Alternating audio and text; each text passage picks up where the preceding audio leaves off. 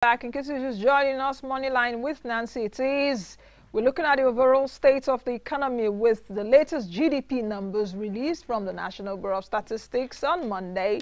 1.40% growth for Nigeria's economy. My guests are with me right now.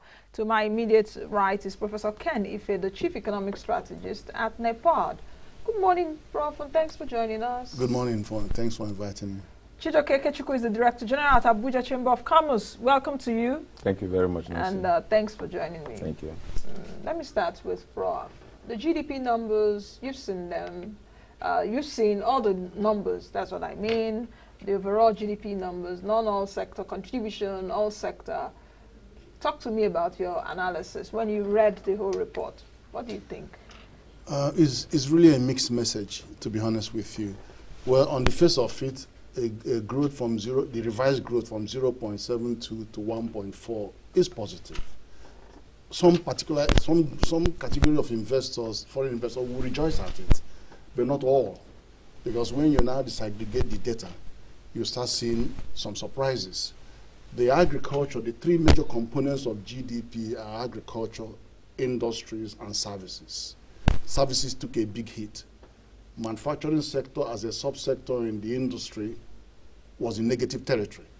You had the other sector of the industry, which is oil and quarry and mining. Those showed some real good sign. You look at agriculture just over 3%, 3.06%. I know we've been at this territory for some time, but it's not enough. It's not enough. Agriculture needs to be over 5%.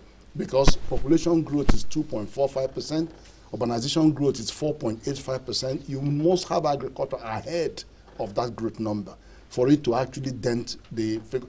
And inflation itself is being kept consistently high because of agriculture. And people have not realized that the reason is not far-fetched. The apparent devaluation of the currency has made all the surrounding neighbors, which are all francophone with a stable CFA, which we could buy at 3 to 1 naira, is now 1.5. So our food is very, very cheap to all our surrounding neighbors, and they are importing our food. So that's why the challenges to food security is still going to be there. Okay. Let me bring in Mr. Ikechukwu. What are your thoughts with these numbers? So many numbers to chew, at least in the last 2-3 weeks. I've been chewing a lot of numbers. Yeah. I don't know if I've been digesting them well. But it's... Well, like Prof said, it's interesting to know that we are marginally growing in terms of our GDP numbers. I call it marginal growth because we expect to grow at rates higher than this. And when you look at the real GDP position, we are still not growing as well as we should grow.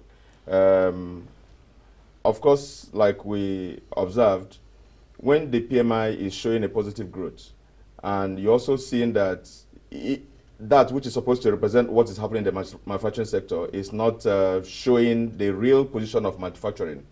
It's also for us to know that, yes, we have grown to this extent. We need to really go to the nitty-gritties of growth patterns to be able to make sure that we are growing indeed. On the paper, we are growing. We are seen to be growing with an inflation rate that just dropped. It is enough for any of us to celebrate, to say, "Oh, well, our inflation rate is dropping."